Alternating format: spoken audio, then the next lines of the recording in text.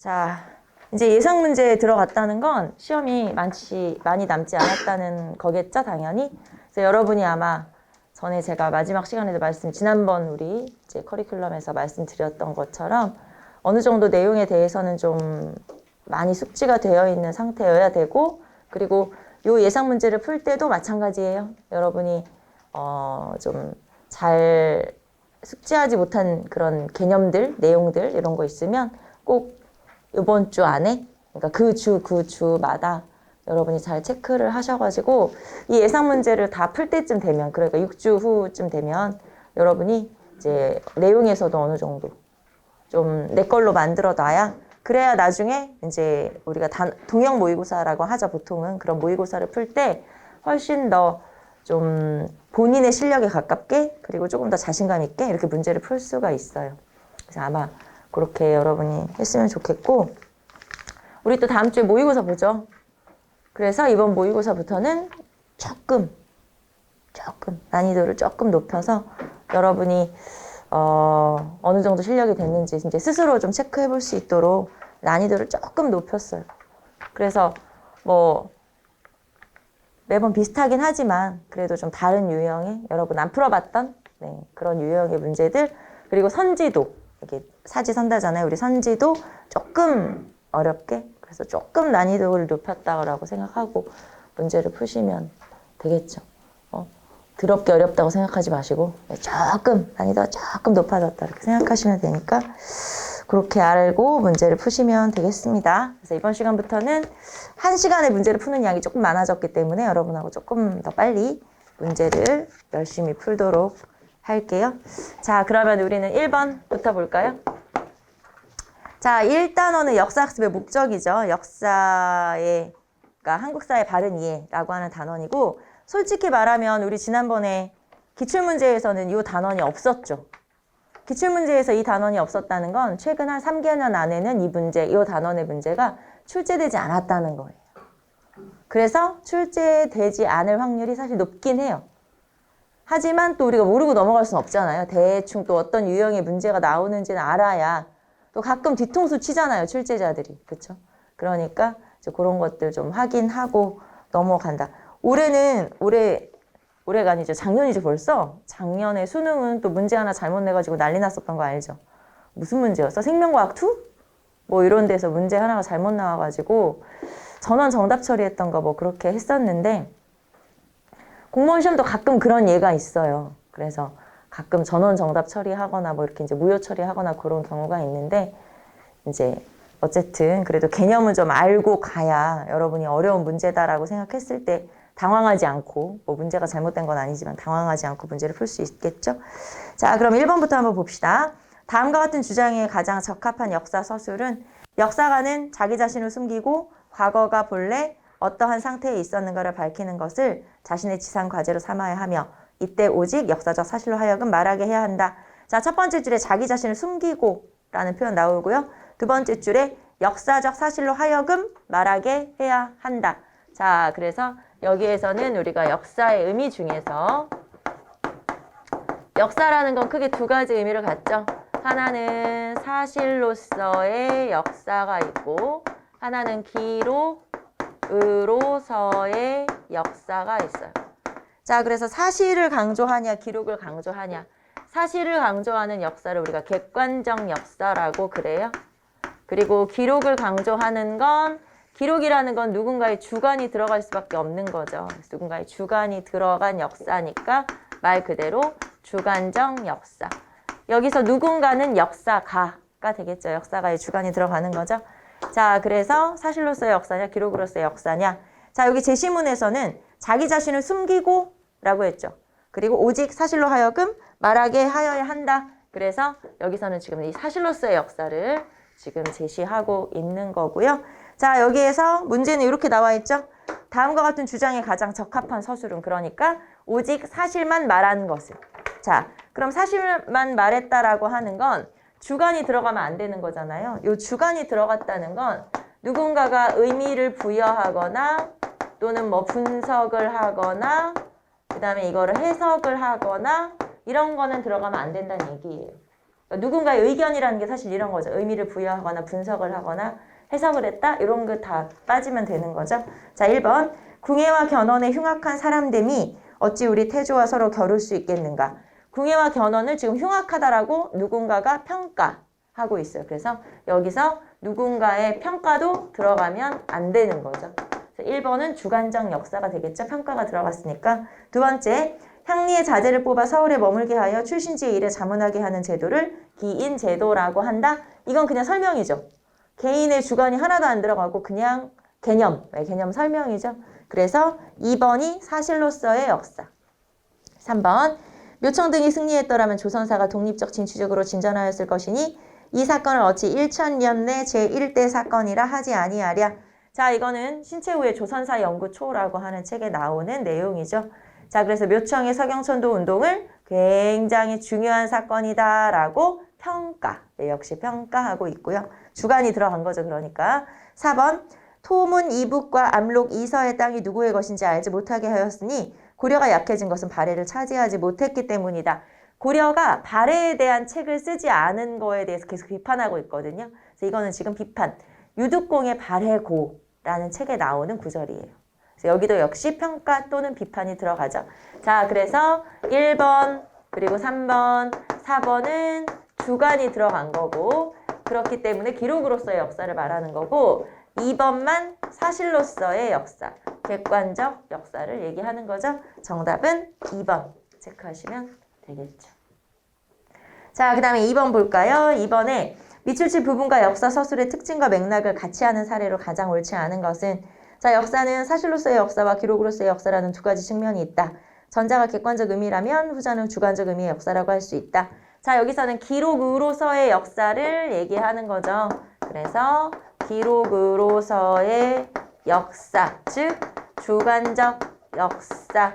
자, 주관적 역사의 사례가 아닌 것은 네, 여기도 비슷한 맥락의 문제죠. 1번, 김부식의 삼국사기는 불교 관련 기사가 거의 없다. 왜냐면 유학자였던 김부식이 불교 관련 기사를 다 빼버렸기 때문에 그래요. 실제로 불교 관련 기사가 없어요. 그래서 1번은 물론 내용도 여러분이 한번 봐두시지만 여기에서는 주관이 들어갔기 때문이다. 김부식의 주관이 들어갔기 때문이에요. 자, 두 번째, 고려사에는 우왕을 부정적으로 기록하였다. 자, 여기서 우리는 고려사가 무슨 책인지만 보면 되겠죠. 고려사는 조선 문종 때 쓰여진 책이에요. 자, 그리고 이 책의 의미는 뭐냐면 그리고 기전체로 쓰여진 책이어서 굉장히 좀 특징적이고 자, 이 책의 의미는 뭐냐면 고려사를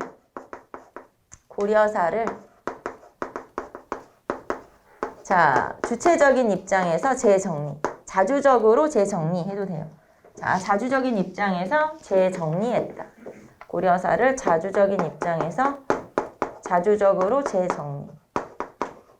이게 고려사라는 책의 의미예요.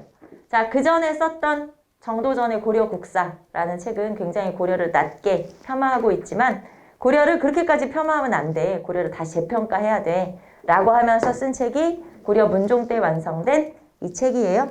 자, 그러면 이 책에서는 고려를 좀 자주적으로 나타냈다고는 했지만 자, 고려의 끝으로 가면 우왕과 창왕이 등장하죠. 이 왕들에 대해서는 굉장히 또 혹평, 나쁘게 평가를 하고 있어요.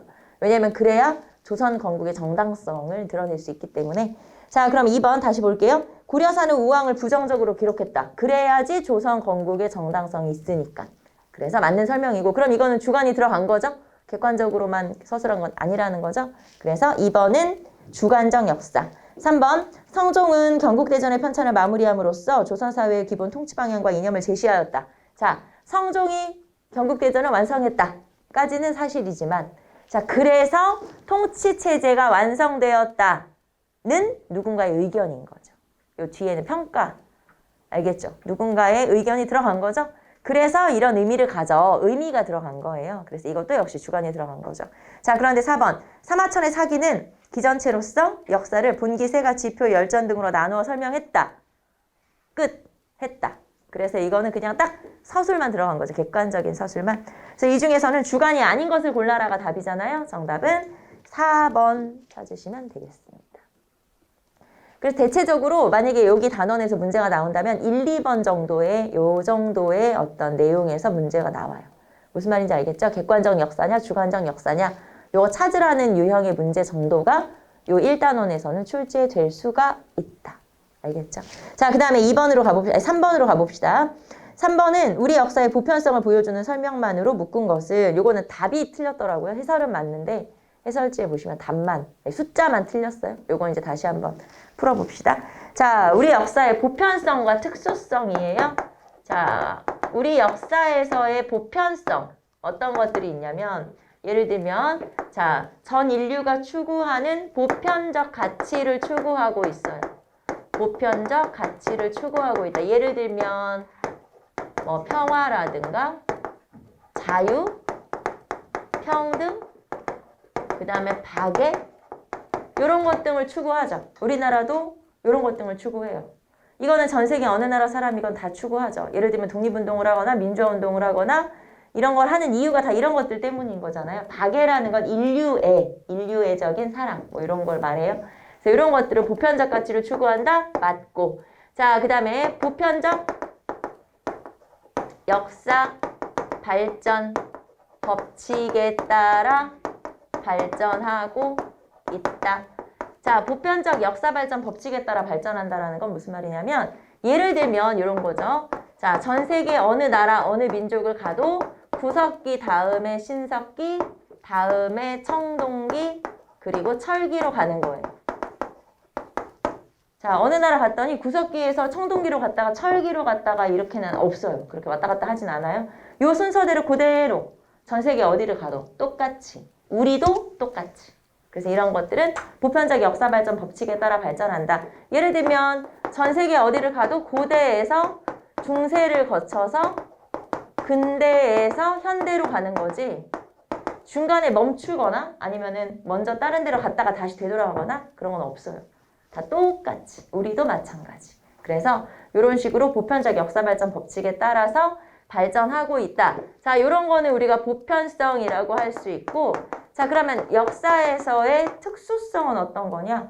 특수성이라고 하는 건 그런 거죠. 뭐 우리 뭐 한복, 한글, 뭐 이런 김치, 뭐 이런 거 있잖아요. 불고기, 뭐 이런 것처럼 그런 특수성도 있고, 이제 우리는 시험에 나오는 내용이니까 뭐 김치, 불고기를 얘기할 수는 없잖아요. 그래서 예를 들면 불교 문화권이에요. 요 주변 나라들이 다 불교 문화권이야. 그런데 우리나라는 호국 불교의 성격을 갖는다거나 아니면 현세 구복적인 성격을 갖는다. 우리나라만 특이하게. 그래서 이런 것들은 특징. 자, 요 주변이 다 유교 국가예요. 그런데 우리나라만 춤과 효를 강조한다. 자, 그리고 요 주변이 다 벼농사를 지어. 그런데 우리나라만 공동체 의식을 강조해. 공동체 조직을 중시한다. 이런 것들은 우리나라만 갖는 좀 독특한 점이네. 이런 게 특수성이에요.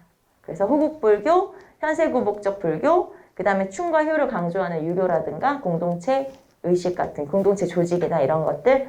자, 그래서 이런 것들은 보편성과 특수성이라고 할 수 있죠. 자, 그럼 골라봅시다. 기억. 자, 선사시대는 구석기, 신석기, 청동기 순으로 발전하였다. 이건 보편성. 자, 니은. 고대사회의 불교는 현세구복적이며 호국적 성향이 있다. 이건 특수성. 3번. 조선시대의 농촌사회에서는 두레와 기회와 같은 공동체 조직이 발달했다. 이건 특수성. 자, 그 다음에 전근대 사회에서는 신분제 사회가 형성되어 있다. 이건 전 세계 어디나 다 마찬가지예요.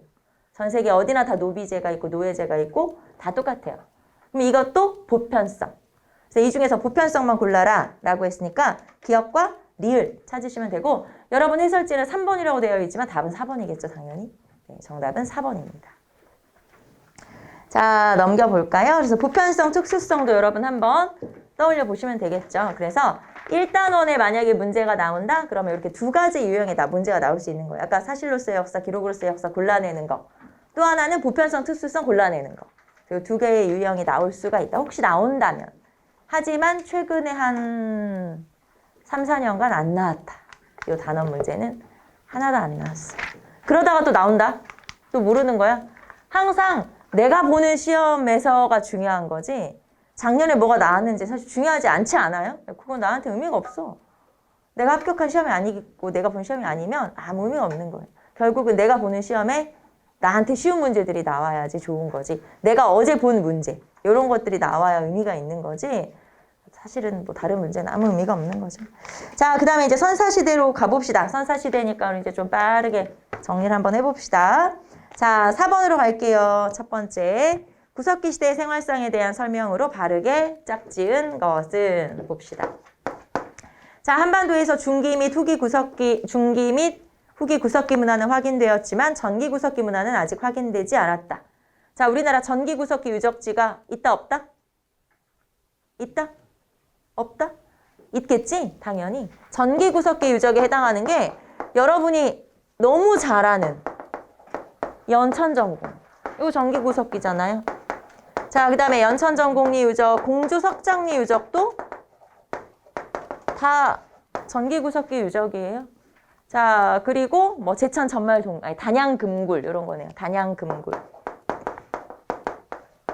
자, 단양금굴 유적이 구석기 시대 우리나라 유적 중에 가장 오래된 70만 년 전 거니까 이런 것들 다 전기 구석기 시대 유적이라고 볼 수 있죠.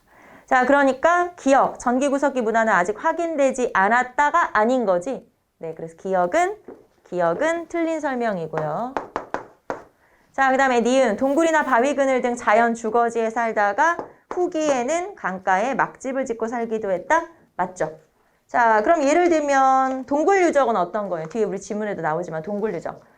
예를 들면은 뭐 단양금굴도 아까 동굴이겠고, 그 다음에 상원 검은무루 동굴, 그 다음에 청원 두루봉 동굴, 빌레모 동굴, 다 동굴 유적이잖아요. 그래서 동굴 유적.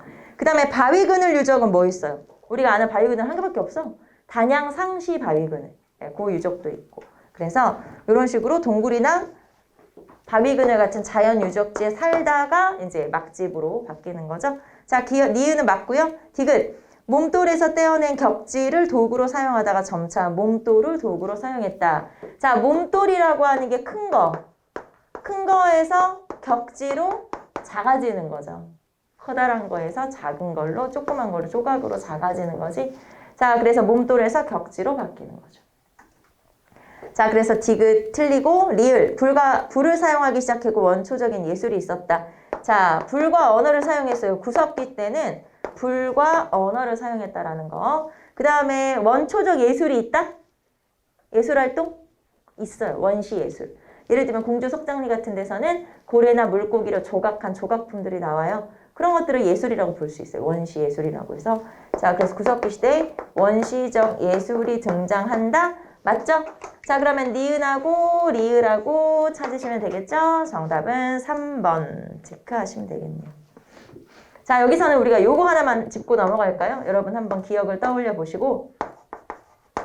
자, 전기구석기 시대의 특징. 요 있잖아요. 왜 전기구석기, 후기구석기, 중기구석기, 후기구석기 특징만 넘어갈게요. 자, 전기구석기는 한 개의 석기를 가지고 모든 용도로 사용해요. 한 개의 석기를 가지고 모든 용도로 사용한다. 자, 그리고 여기에서 가장 대표적으로 주먹도끼나 뭐 집게 이런 것들이 있죠. 자, 그 다음에 중기로 넘어가면 이제 용도별로 사용해요.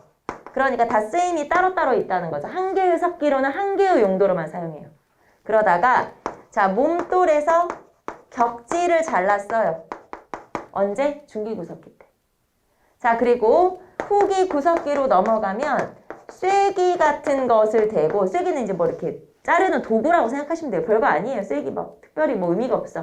쐐기 같은 것을 대고, 뾰족한 거를 대고 훨씬 더 정교한 석기를 그것도 여러 개, 대량 생산이라고 하죠. 그게 가능해요. 그게 뭐냐? 돌날격지. 그래서 여러분 이렇게 보시면 돼요. 격지라는 표현이 나와. 아, 중기구석기. 돌날격지가 나와. 후기구석기. 이렇게 보시면 돼요. 그리고 이 시기에 가장 대표적인 게 여러분 아시죠? 쓴배찌르개라고 하는 거. 네, 쓴배찌르개. 창의 역할을 하는 석기. 그래서 이런 것들이 전기, 중기, 후기. 자, 그러면 이렇게 나누는 구분은 뭘로 하는 거예요? 구분. 석기의 제작 기법을 가지고 나누는 거예요. 제작 기법을 가지고 이렇게 나누는 거예요. 네, 그것도 한번 떠올려 보시고. 그래서 요거, 자, 격지, 중기, 돌날격지, 후기 이렇게 구별해 주시면 되죠. 자, 정답은 3번. 네. 자, 그 다음에 5번. 다음 설명에 해당하는 시기의 유적지는 자, 4만 년에서부터 1만 년 전 시기에는 같은 석기라도 밀도가 높은 단단한 돌을 이용했으며 돌에다가 쐐기 같은 것을 대고 형태가 같은 여러 개의 격지를 만들어 사용했다. 자, 쐐기를 대고 여러 개의 격지를 만들어 사용했다. 여러분이 격지 나왔다고 해서 무조건 중기군 이렇게 생각하지 마시고 쐐기가 나오잖아요. 그러면 후기구석기 이렇게 보시면 되겠고, 자, 그러면 4만 년에서 1만 년이라고 했는데, 자, 봅시다. 구석기가 원래 70만 년 전이죠. 처음 70만 년 전. 자, 70만 년 전에서 10만 년 전까지, 10만 년에서 4만 년 전까지, 4만 년에서 1만 년 전까지. 지금 제가 시기를 구분한 거예요. 전기, 중기, 후기 구석기를. 자, 물론 이것도 굳이 외우실 필요는 없어요. 숫자는 중요한 게 아니기 때문에. 자, 하지만 이렇게 숫자가 나왔으니까 제일 신석기 쪽으로 가까운 시대라는 얘기예요. 그러니까 후기구석기라는 얘기예요. 무슨 말인지 알겠죠? 자, 그래서 70만 년 전에서 10만 년 전까지는 전기, 10만 년에서 4만 년 전까지는 중기, 4만 년에서 1만 년 전까지는 후기. 그래서 이제 이 숫자로도 구별할 수 있고, 그 다음에 또 쐐기가 나왔으니까 아, 후기구나. 이렇게 구별할 수도 있고. 자, 그런데 사실 이 문제는 후기 구석기를 찾으라고 하는 문제이긴 하지만 사실은 구석기 시대 유적을 아느냐 그것만 물어보는 거예요. 여기서 굳이 후기 구석기라고 우리가 단정 짓지 말고 그냥 구석기 시대 유적이랑 자, 구석기, 중석기, 신석기, 청동기 유적들을 좀 알고 있냐 그걸 물어보는 문제예요. 아시겠죠? 자, 그럼 문제 풀어볼까요? 자, 1번 제주 빌레모 동굴. 자, 제주 빌레모 동굴은 구석기. 후기 구석기. 제주 빌레모 동굴은 후기 구석기. 자, 그 다음에 종성 동관진 유적. 요건 좀 익숙하지 않아요? 한북 종성 동관진 유적. 우리나라 최초의 구석기 시대 유적지예요. 그런데 후기 구석기 유적지야. 그래서 얘도 후기 구석기. 후기 구석기. 자, 시험에서 만약에 물어본다. 그러면 여러분 전기 구석기는 물어볼 수 있어요. 아까 우리 전기 구석기 유적 여기 있죠. 연천전곡리, 공조석장리, 단양금굴 이런 거 전기 구석기 유적지라고 했잖아요. 자, 그 다음에 중기 구석기는 좀 애매하잖아 사실. 그쵸? 그렇기 때문에 시험에 만약에 물어본다면 전기 구석기 유적을 물어보거나 아니면 후기 구석기 유적을 물어보는데 사실 이렇게 후기 구석기도 단정지어서 물어보진 않아요. 여기처럼 이렇게 잘 물어보진 않아요. 보통은 그냥 구석기, 신석기, 청동기, 철기를 여러분이 구분만 하시면 돼요. 이제 전기는 물어볼 수 있다. 알겠죠? 전기 구석기는 따로 이렇게 물어볼 수 있지만 후기 구석기를 잘 이렇게 물어보진 않아서 여기는 그냥 우리가 구석기인지 신석기인지 청동기인지만 구별하면 된다. 자, 그래서 1번 여기가 구석기 시대의 유적이고요. 1번. 자, 그럼 2번, 3번, 4번 볼까요? 거창인분리. 요거는 중석기. 조금 이따가 중석기는 따로 정리 한번 합시다. 그 다음에 하단 미사리. 하단 미사리는 여기 뭐라고 해야 돼? 사람들 많이 놀러 가고 하는 그런 데잖아요. 잘 몰라? 아무튼 그런 데야. 여기는 쉽게 말하면 강변 같은 거라고 생각하시면 되고 여기는 신석기. 강가나 바닷가잖아요. 신석기. 자, 그 다음에 세 번째. 자, 연천 전곡리. 여기는 구석기인데 전기 구석기라고 했죠. 구석기인데 전기 구석기. 자, 그 다음에 부산 동삼동. 이건 너무 잘 알죠? 부산 동삼동 패총. 자, 그럼 이건 무슨 시대? 신석기. 자, 그 다음에 네 번째. 자, 제주 고산리. 제주 고산리는 신석기 시대 중에서 가장 이른 시기의 유적이라고 했어요. 자, 그래서 신석기가 시작되는 지점이 제주 고산리 유적이에요. 신석기. 자, 그 다음에 뭐였어? 부여송곡리? 부여송곡리는 청동기죠. 무조건 청동기. 부여송곡리는 뭐가 나와도 청동기. 알겠죠? 여기서 뭐가 나와도. 움집이 네모나게 생겼어도 청동기. 보통은 그러니까 움집이 네모나게 안 된다. 움집이 동그랗게 생겼어도 청동기. 보통 움집이 동그라면 신석기 거잖아요. 그런데 부여송곡리에서 나왔어? 그럼 무조건 청동기야. 이렇게 생각하시면 돼요.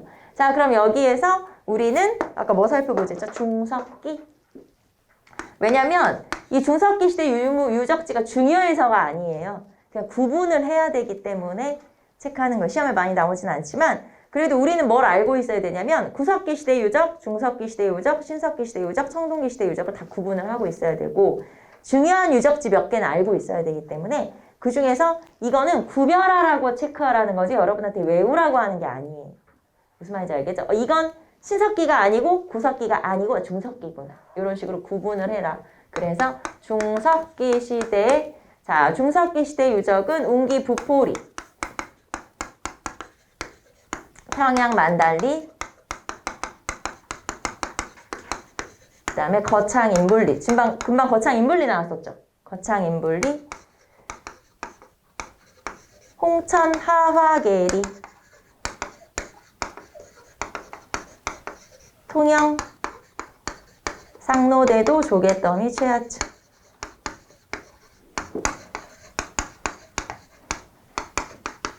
이름이 되게 길죠. 자, 그래서 한 5개 정도? 운기, 부포리, 평양, 만달리, 거창, 인불리, 홍천, 하화계리, 통영, 상노대도, 조개더미, 최하층. 자, 그런데 여기에서 제가 수업 시간에 이렇게 얘기했었어요, 여러분한테. 거창이랑 홍천이랑 통영은 다 안 외워도 돼요. 도시 이름만 알아도 돼요. 왜냐면 다른 유적지랑 겹치지 않아요. 뭔 말인지 알아요? 구석기 시대에 통영 없어. 거창 없어. 신석기 시대에 거창 없어. 통영 없어. 알겠죠? 홍천 없어. 그러니까 여기는 도시 이름만 나와도 중석기. 이렇게 알면 되고, 운기 부포리는 여러분 운기 굴포리. 아니 질문이야. 어느 시대 유적이냐고 물어보는 거예요. 운기 굴포리 어느 시대 거지? 그건 구석기 시대예요. 운기 굴포리는 북한에서 최초로 발견된 해방 이후 북한 최초 구석기 시대 유적지가 운기 굴포리. 그러면 운기 굴포리 서포항은 신석기 시대. 자, 뒤에 서포항이 붙죠. 근데 운기 굴포리이긴 하지만 서포항 유적은 또 신석기 시대 유적이야. 그래서 다르고. 그 다음에 운기 부포리는 이거는 중석기잖아. 운기는 왜 이러니? 운기에서 난리 났나 봐. 막 구석기, 중석기 다 있어. 그래서 여러분이 운기는 좀 주목해서, 그러니까 좀 신경 써서 봐야 된다 이런 뜻이에요. 시험에 많이 나오진 않아요. 하지만 여러분이 헷갈리기 쉬우니까 운기만 딱 보고 이거는 구석기인지 중석기인지 신석기인지 구분해야 되잖아요. 그거를 하라 이 말이에요. 무슨 말인지 알죠? 헷갈리지 말고. 자, 그 다음에 평양 만달리는 평양 남경이 있고 평양 만달리가 있는데 평양 남경은 신석기 시대 유적이에요. 그래서 이거는 풀로 외워야 돼. 쉽게 말하면. 무슨 말인지 알지? 하지만 여기 나머지 남한의 도시들은 도시 이름만 알면 돼. 그럼 중석기구나. 뭔 말인지 이해되죠? 네, 그래서 이 중석기 시대는 이게 중요해서가 아니라 그냥 구분을 해라. 이거 신석기 아니고 구석기 아니구나. 아, 중석기구나. 이렇게 구분을 하는 게 중요하다. 알겠죠? 자, 그래서 이렇게 한번 봐두시고. 자, 그 다음에 신석기 시대는 여러분 신석기 시대 유적. 우리가 구석기 시대 유적은 많이 살펴보지만 신석기 시대 유적은 뭐뭐 있어요. 그냥 우리 일반적으로 많이 나오는 거. 부산 동삼동, 패총 유적 많이 나왔죠. 부산 동삼동, 서울 암사동 맨날 나와. 서울 암사동, 부산 동삼동. 자, 그 다음에 양양 오산리. 들어봤어? 양양 오산리. 여기서 써야지. 여러분도 헷갈리니까 신석기 시대 유적 몇 개만 써볼게요. 신석기 시대 유적도 몇 개만 적어봅시다. 자, 신석기 시대 유적은 자, 부산 동삼동이 제일 많이 나오죠. 부산 동삼동은 패총 유적이고 그 다음에 서울 암사동, 그 다음에 양양 오산리, 양양 오산리 유적도 되게 많이 나오는 거죠. 그리고 아까 평양 남경, 봉산 지탐리 이런 게 있어요. 자, 부산 동삼동은 패총 유적이라고 했고 여기에서는 뭐가 나왔냐면 흑요석이 나왔어요. 자, 그 다음에 양양 오산리에서도 흑요석이 나왔어요. 다 흑요석이네? 흑요석이 나왔는데 이 두 개의 차이점은 뭐냐면 자, 부산 동삼동 흑요석은 일본산. 쉽게 말하면 일본에서 가져온 거. 이 흑요석이라고 하는 건 성분을 분석하면 어디서 가져왔는지 알 수 있거든요. 그래서 이거는 일본에서 가져왔어. 양양 오산리는 어디서 가져왔냐? 백두산에서 가져왔어요. 쉽게 말하면 산지가 다르다는 거. 이해되죠? 그래서 흑요석 물어볼 때 가끔 이렇게 제시문으로 나올 수가 있어요. 이 두 개는 청동기 시대, 신석기 시대에 흑요석이 있긴 있는데 산지가 다르다라는 것도 한번 봐두시면 되겠죠. 자, 그래서 우리는 구석기, 중석기, 신석기 유적들 한번 체크를 해봤어요. 자, 그러면 뭐 정답은 1번이겠죠, 당연히? 지금 우리 5번 풀고 있지 않았어요? 네, 답은 1번이에요. 1번 체크하시고. 자, 6번 갑시다. 구석기 유적에 대한 설명으로 옳지 않은 것은 구석기 시대 유적 문제가 왜 이렇게 여러 개냐면 구석기 시대의 문제가 어려우면 유적이 나올 수가 있거든요. 그러니까 문제가 좀 어렵게 내야겠다. 그럼 유적지를 내는 경우가 있기 때문에 여러분이 유적지를 좀 알아두시면 어려운 문제도 좀 쉽게 해결할 수가 있으니까 유적지 문제를 조금 더 살펴보는 거죠. 자, 1번. 덕천 승리산 유적과 단양 상시 유적에서 인골이 발견되었다. 자, 인골이 발견되었다. 덕천 승리산에서 유골 맞아요. 그래서 여기서는 인골이 두 개가 나왔어요. 하나는 덕천인, 하나는 승리산인. 이렇게 사람 이름을 붙여요. 그래서 덕천 승리산 동굴에서는 덕천인과 승리산인이 나왔죠. 물론 여기에서 인이라고 해서 막 사람 머리부터 끝까지 다 나온 거 아닌 거 알죠? 뭐 이렇게 턱뼈라든가 어금니라든가 뭐 이런 식으로 이렇게 부분이 나와도 그냥 다 그렇게 이름을 붙여요. 그래서 여기서는 덕천 승리산 유적에서 덕천인 승리산인 요 한반도 최초 유적으로 최초 인골 유적 한반도 최초 인골 유적으로 자 그렇게 되어 있는 곳이고 그 다음에 단양 상시 유적이라고 되어 있죠. 그래서 단양 상시 유적은 단양 상시 바위 그늘인데 여기에서는 상시인이라고 불러요. 그리고 남한에서 최초로 발견된 인골 유적으로 그렇게 규정되어 있죠. 자, 그 다음에 평양 만달리 이거 말고 그러면 나머지 써볼게요. 평양 만달리. 자, 평양 만달리에서는 말 그대로 만달인이죠. 네, 만달인이라고 그래요. 자, 그 다음에 우리 잘 알고 있는 청원 두루봉 동굴. 청원 두루봉 동굴에서 나온 유적은 뭐죠? 그 인골은 뭐죠? 여러분 다 알잖아요. 이거 아이잖아. 아이. 흥수 아이. 맞아요. 이거. 흥수 아이였죠? 그래서 다른 이름은 다 뭐뭐인 이렇게 붙지만 얘는 좀 특별하게 여러분 아시죠? 머리부터 발끝까지 다 나온 거. 그래서 흥수 아이라고 하는 이름을 청원 두루봉 동굴에서는 붙여주는 거죠. 자, 그래서 뭐 등등등 이렇게 해서 인골이 나왔다? 네, 인골이 나왔어요. 맞아요. 자, 그 다음에 2번 연천전공리 유적에서는 아시아 최초로 아슐리안형 주먹두기가 발견되었다. 이거 너무 유명하죠. 그래서 미군이 발견한 자, 그래서 2번 맞고요. 3번 동굴 유적으로는 덕천 승리산 제천 전말 청원 두루봉 자, 덕천 승리산 동굴 청원 두루봉 동굴 제천 전말 동굴 뭐 상원 검은모루 동굴 다 동굴이네. 네, 동굴 유적 맞아요. 자, 그다음에 4번 공주 석장 유적은 한반도 최초의 구석기 유적이다. 자, 한반도 최초와 남한 최초 구분하면 되겠죠. 자, 한반도 최초 구석기 시대 유적은 한북 종성 동관진 유적. 한북 종성 동관진 유적이죠. 한북 종성 동관진 유적. 요거 일제시대 때 발견됐고 일본이 무시했고 그게 바로 한북 종성 동관진 유적 후기 구석기 시대 유적이고 자 그런데 해방 이후 남한에서 최초로 발견된 해방 이후 남한 최초 구석기 유적이 공주 석장리 유적이죠. 이게 공주 석장리 유적. 그리고 한반도 해방 이후에 북한 최초는 아까 살짝 얘기했죠. 웅기 굴포리 유적. 네, 이건 그냥 안 쓸게요. 웅기 굴포리 유적. 그래서 한반도 최초랑 남한 최초 다르다는 거 알아두시면 되겠고 자 공주 석장 유적은 한반도 최초 아니고 남한 최초. 해방 이후 남한 최초. 그게 바로 공주 석장리 유적이고 한 번은 이런 문제 나왔었어요. 그러니까 1960년대에 한반도의 남한에서 공주 석장리 북한에서 웅기굴포리 이런 식으로 이제 60년대에 둘 다 나왔다. 이런 것도 한번 제시문으로 나온 적이 있었는데 1960년대 발견됐어요. 아무래도 막 개발이 이루어지면 땅도 많이 파지 않겠어?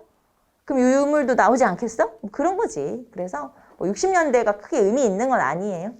자, 정답은 4번 찾으시면 되겠고요. 자, 7번 가봅시다. 자, 신석기 문화에 대한 설명으로 가장 적절하지 않은 것은 1번 동삼동 패총에서는 조갑이 가면이 출토되어 제의를 행할 때 주술과 관련된 의기로 사용되었을 것으로 보여진다. 자, 부산 동삼동은 패총이랬죠. 여기서 이런 조갑이 가면, 그리고 조갑이 가면이라는 거 왜 조개 껍데기 가면 같은 거 있잖아요. 근데 이 조개 껍데기가 아무리 커도 내 얼굴만 하겠어? 그렇지 않겠지? 손바닥만 해요. 실제로 보면은. 그래서 이거는 실제로 얼굴에 썼다기보다는 약간 이제 의식용, 뭐 의례용으로 사용되었을 것으로 추측된다? 맞아요. 당연히. 그리고 아까 부산 동삼동에서 뭐가 나왔다고 그랬냐면 아까 흑요석 기억나죠? 일본 큐슈산 흑요석. 그래서 일본 큐슈산 흑요석이 나왔다는 건 일본과 교류를 했긴 했구나. 네, 그걸 알 수도 있어요. 그러니까 원거리 무역이라고 보통 표현하는데 그런 것도 알 수 있는 게 바로 부산동 3동 패총. 자, 그 다음에 두 번째, 그럼 1번 맞아요. 2번, 양구 상무룡리의 흑요석 출토 사례를 통해 원거리 교역이 이루어졌음을 알 수 있다. 앞에서, 자, 우리가 신석기 시대의 흑요석 유적이랑 구석기 시대의 흑요석 유적이 있어요. 흑요석이라는 건 구석기 후기부터 등장을 하기 시작했기 때문에 여기 보시면 양구 상무룡리라고 나와 있잖아요. 자, 흑요석. 구석기, 양구 상무룡리. 자, 신석기. 아까 우리 신석기 시대에 흑요석이 나온 유적이 부산동 3동 양양오산리. 부산동 3동 그리고 양양오산리 유적. 자, 부산동 3동은 일본산. 그 다음에 양양오산리는 백두산산. 백두산 산지. 양구 상무룡리는 어디서 가져왔을까요? 이건 백두산이죠, 당연히. 우리나라에서 화산 지역이 2개밖에 없지 않아? 대략? 그렇지 않아? 백두산 아니면 한라산 아니야? 그런 거 아니에요? 그쵸? 그러니까 뭐 백두산에서 가져왔겠지. 한라산은 바다 건너가야 되잖아. 힘들잖아. 그러니까 백두산산이에요. 제가 당연하니까 쓰진 않은 거지. 당연히 백두산이죠.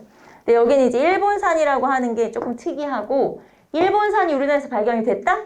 뭔가 좀 왔다 갔다 했다는 얘기잖아요. 교류가 이루어졌다. 그래서 여기 보시면, 자, 흑요석 출토 사례를 통해서 원거리 교역이나 교류가 있었음을 알 수 있는 건 부산동 3동 패총, 일본산 패총, 일본산 흑요석이니까. 알겠죠? 그래서 여기서는 양구 상무룡리가 아니라는 거. 물론 흑요석이 나온 건 맞지만 신석기가 아니니까. 알겠죠? 이거 알아두시면 되고요. 자, 그래서 2번이 틀린 설명이고 3번. 신석기 유적지로는 서울 암사동, 봉산 지탐리, 온천 공산리 유적 등이 있다. 자, 서울 암사동은 빗사무늬톡이나 움집터 이런 게 많이 발견됐고, 그 다음에 봉산 지탐리에서는 뭐가 나왔죠? 여기에서 탄화된 좁쌀. 기억나요? 탄화된 좁쌀. 우리가 농경을 하긴 했는데 잡곡했어. 요거를 알 수 있는 게 탄화된 좁쌀이었죠. 그게 봉산 지탐리 평양 남경. 자, 그 다음에 세 번째, 온천 궁산리에서는 뭐가 나왔냐? 가락바퀴 나왔어요. 가락바퀴. 그래서 이제 이런 것들이 나왔다라고 하는 거 다시 한번 떠올려 보시고. 다 잊어버렸지? 선사시대. 막 가물가물하지? 그렇지 않아요? 그게 정상이야. 여러분이 이상한 게 아니고요. 몇 달 지났고 또 문제 풀지, 우리 신석기 시대, 구석기 시대 문제 풀지 한참 됐잖아 벌써. 가물가물한 게 맞아요. 그러면 어떻게 해야 되냐? 가물가물한 게 맞고 우리 시험 보러 가기 전에도 마찬가지일 거예요. 그때도 가물가물할걸? 그럼 어떻게 해야 돼? 계속 봐야지. 요렇게. 무슨 말인지 알죠? 계속 확인하는 수밖에 없어요. 사람이 다 잊어버리게 마련이야. 당연한 거야. 기억이 안 나. 잘 생각이 안 나는데 그래서 다시 보면 되는 거예요. 그게 반복이 될 때 완전히 내게 되는 거야. 여러분이 지금 왜 기억이 안 나지? 당연한 거야. 이상한 게 아니에요. 그러면 다시 보면 되는데 이제 여기서 기억이 안 나네 하고 그냥 넘어가는 사람이 분명 오늘 있을 거고, 그 다음에 기억이 안 나니까 다시 봐야지 하고 이번 주에 여러분 중에 다시 보는 사람이 있을 거예요. 제가 굳이 말 안 해도 여기서 결정이 되는 거죠. 요런 데서 이제 뭐가 결정되냐? 여러분의 1년이 결정되는 거지. 내년에 다시 하냐? 아니면 끝내냐? 이게 결정이 되는 거예요. 거기서. 그게 아주 사소한 차이인 것 같지만 거기서 결정이 되거든요. 그러니까 잘 하시고, 여러분 어젠가 제가 인터넷 뉴스를 찾아보니까 이제 기사 막 보잖아요. 우리 막 빌 때, 시간 빌 때. 근데 거기서 그렇게 나오더라고요. 이번 정권이 사실 얼마 안 남았잖아요. 올해 3월까지 아니야? 5월까지인가? 인수위가 5월까지인가? 3월까지인가? 아무튼 3월에 선거가 있잖아. 역대 공무원을 가장 많이 뽑았었대요. 이번 정권에서. 그래서 10년 전이나 한 5년 전에 비해서 2배쯤 뽑았었대. 이 정권 안에서. 그런데 이제 시간이 지나면서 어떤 정권이 이제 누가 대통령이 될지 모르니까 당연히 뭐 모르지만 이제는 여러 가지 여건상 이제 계속 늘릴 수만은 없는 거야. 그러니까 여러분이 한 요 1, 2년 안에, 최근 말하자면 한꺼번에 쭉 줄이진 않을 거니까. 그래서 올해, 내년, 요렇게가 가장 피크가 될 거다. 이런 식으로 기사가 났더라고요. 물론 뭐 믿을 만한 기사인지는 제가 모르지만 어쨌든 기사가 그렇게 났더라고요. 그래서 여러분도 그런 것도 한번 염두에 두시고 그냥 나는 공무원이 돼야지 이렇게만 생각하지 마시고 여건이라는 게 굉장히 중요하지 않아요. 나를 비롯한 내 주변과 요 나라의 상황과 이런 것들을 다 생각해서 우리가 공부를 해야 되기 때문에 그런 것들도 한번 떠올려 보시면 올해 2022년 올해랑 그 다음에 최대한 한 내년 정도까지 이 정도까지는 그래도 이렇게 확 줄이진 않을 거니까 많이 뽑을 것이다. 22년이 역대 최대일 거라고 또 하긴 하더라고요, 보니까. 그래서 늦었다고 생각한 지금이 여러분이 공부해서 할 수 있는 시기야. 지금이 사실 마지막이에요. 이제 올해 시험, 말하자면 올해 2022년 시험에 정말 내가 꼭 합격해야겠다 라고 생각하면 진짜 열심히 할 수 있는 시간이 조금 남아있잖아요, 우리한테. 그 마지막 시간인, 마지막 기간인 거예요. 그러니까 지금부터 하면 할 수 있어요. 무슨 말인지 알죠? 그 대신 엄청 열심히 해야 돼. 그냥 해야지, 대충 나 뭐 하면 되겠지 이렇게 생각하면 안 돼. 정말 올해 아니면 안 된다. 이렇게 생각하고 정말 끝까지 하면 돼. 정말 열심히 하면. 알겠죠? 그래서 그런 생각도 좀 하시면서 공부를 했으면 좋겠다. 무슨 말인지 알죠? 드립다 그냥 열심히 파지 말고. 무슨 말인지 알겠지? 나 열심히 하는데 왜 이러지? 이렇게 생각하지 마시고 그 열심히도 좀 이렇게 똘똘하게 열심히 공부를 좀. 저는 제일 무식한 게 그냥 드립다 파는 거라고 생각하거든요, 공부. 막 그냥 무조건 드립다 외우는 친구들 있잖아. 그게 장땡이 아니거든요. 공부는 똑똑하게 해야 돼요.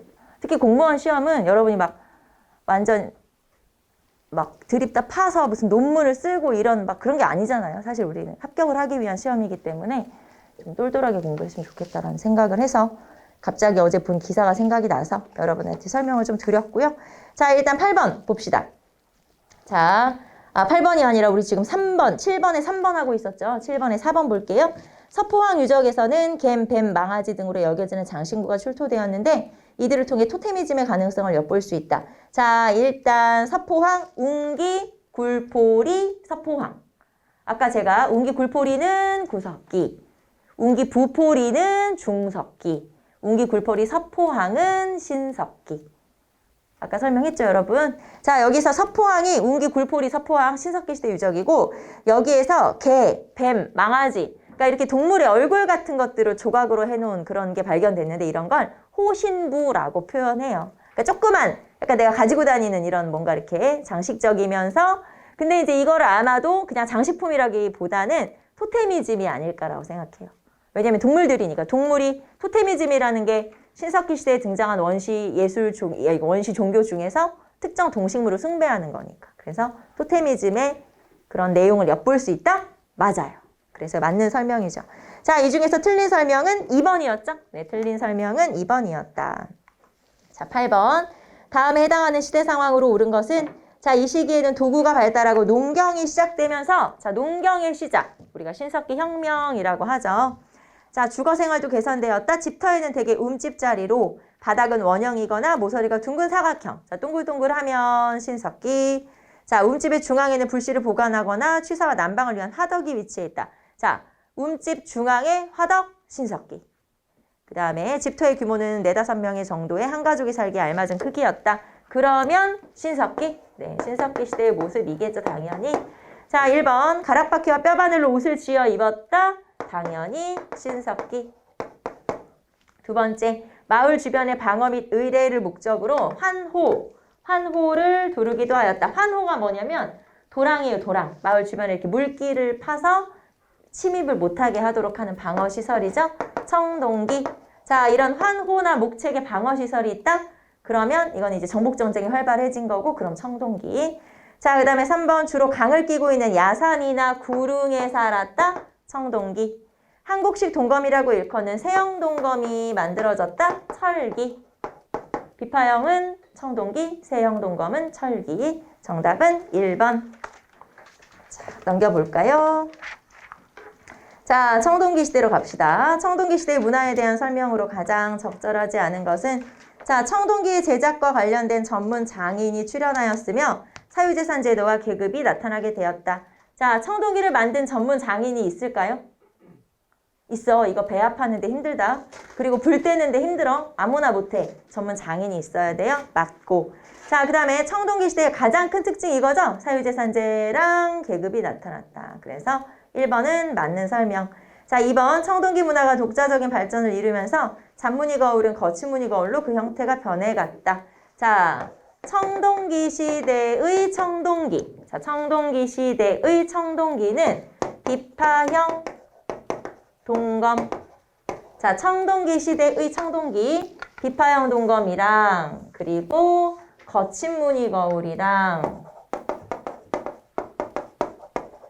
그리고 뭐 청동 방울 이런 것 등이 있죠. 그래서 청동기 시대의 청동기가 이런 거고 그 다음에 철기 시대의 청동기가 이제 여기서 발전한 세형 동검, 잔무늬 거울 이런 것 등이 등장하죠.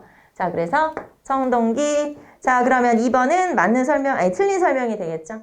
자, 거친 무늬 거울에서 잔무늬로 이렇게 바뀌어야 되겠죠. 거친 무늬 거울은 청동기, 잔무늬 거울은 철기 바뀌어야 되죠. 3번 고인돌, 돌널 무덤, 돌무지 무덤 등이 나타나게 되었다. 자, 청동기 시대의 무덤으로는 고인돌, 돌널 무덤, 돌무지 무덤. 그럼 철기의 무덤은 뭐 있어요? 철기는 나무나 아니면 항아리랬죠. 기억나죠? 청동기는 돌돌돌, 그 다음에 철기는 널 무덤, 독 무덤. 기억나죠, 여러분? 그래서 재료가 다르다는 거.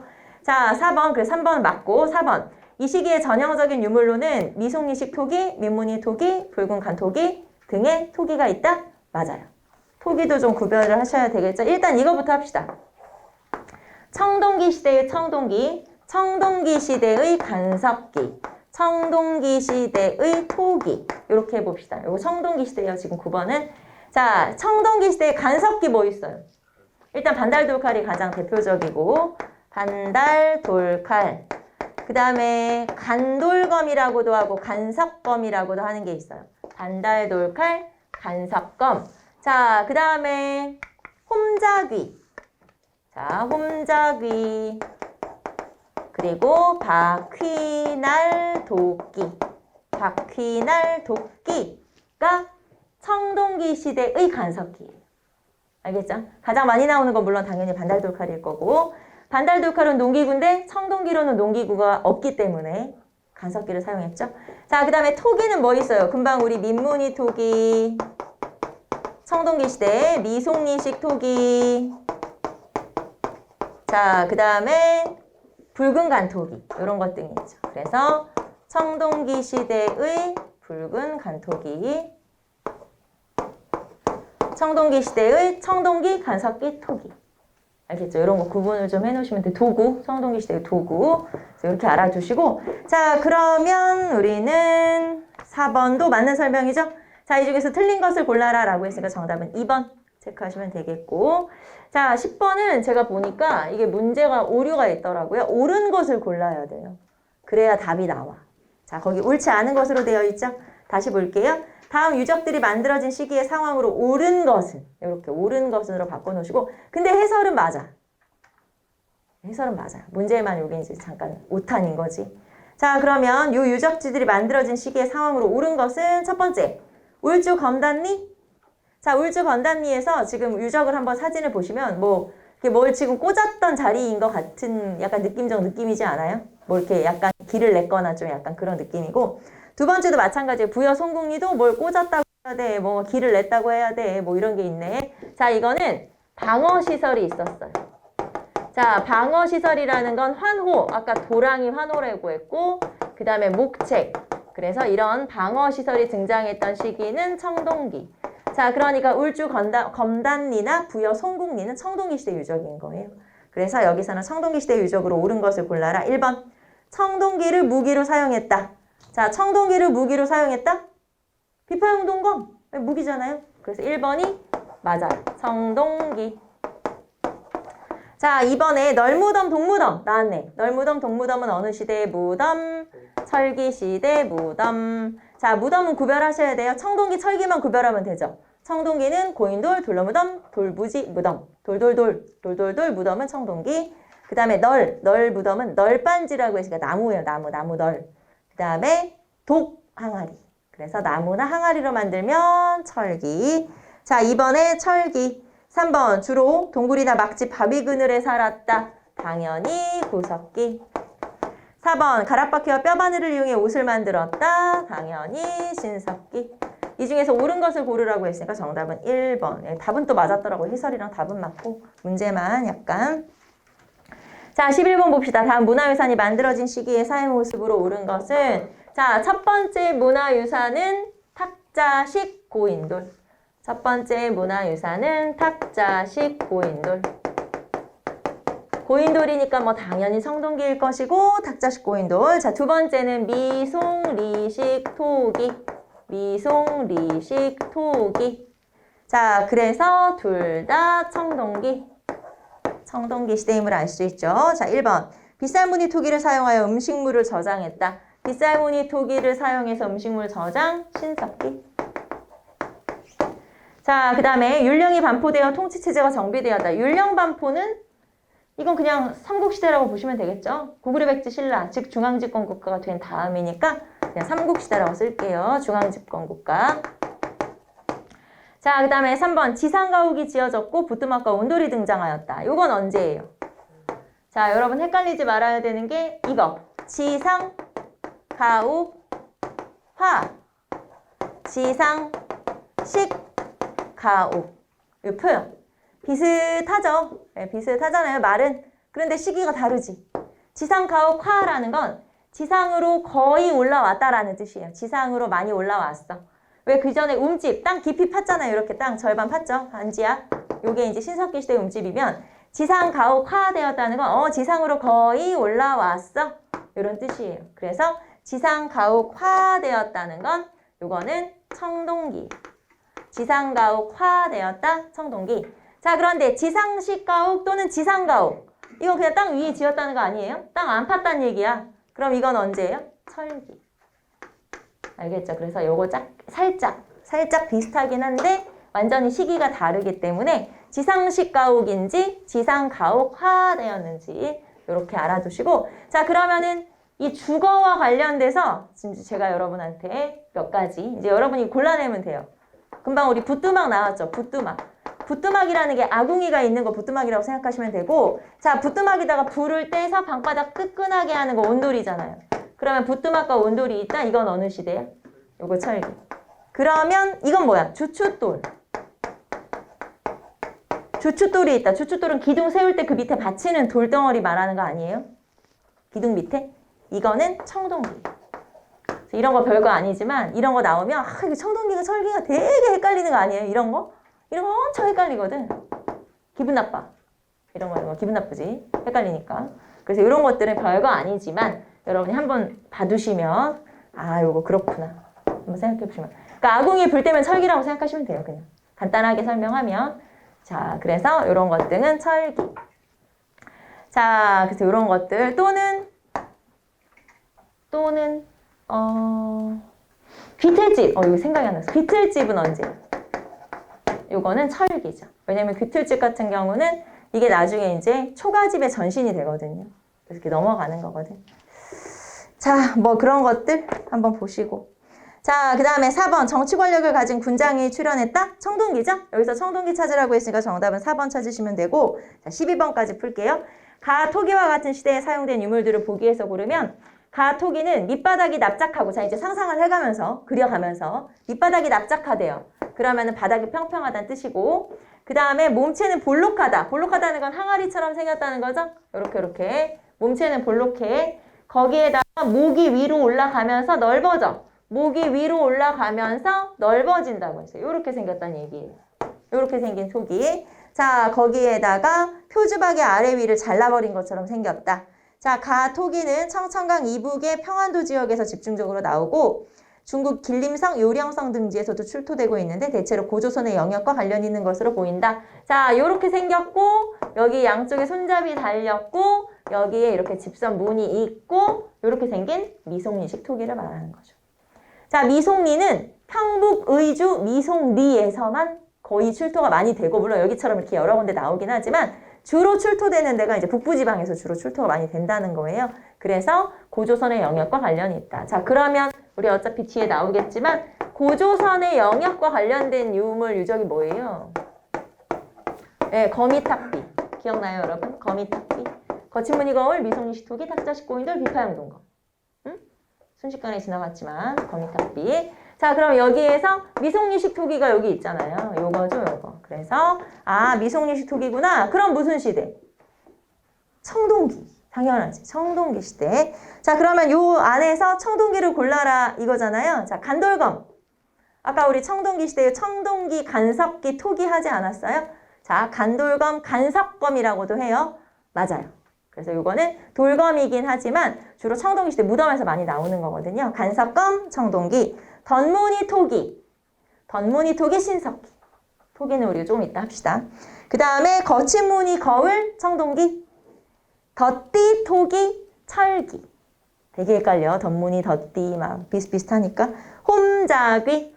홈자귀는 돌자귀라고도 가끔 나와요. 똑같은 거거든요. 홈자귀가 뭐냐면은 이렇게 석기에 홈이 있어. 이렇게 홈이 있어서 뭐 이제 이런 식으로 여기다가 뭐 이렇게 묶어서 쓰거나 꽂아서 쓰거나 하는 거, 홈이 있는 돌을 말하는 거예요. 약간 뭐처럼 생겼지? 괭이처럼 생긴? 괭이가 뭔지 모르지. 아무튼 그런 거 있어. 자, 그래서 홈자귀, 돌자귀, 그리고 세형동검은 철기. 홈자귀는 청동기예요. 자, 그럼 이 중에서 청동기를 골라라. 간돌검, 홈자귀, 거친 무늬검. 이렇게 찾으시면 되겠죠? 정답은 기역, 디귿, 미음 2번 체크. 자, 그래서 여러분하고 12번까지 문제를 풀어봤고요. 자, 우리는 잠깐 쉬었다가 이어서 풀도록 할게요. 잠깐 쉽시다.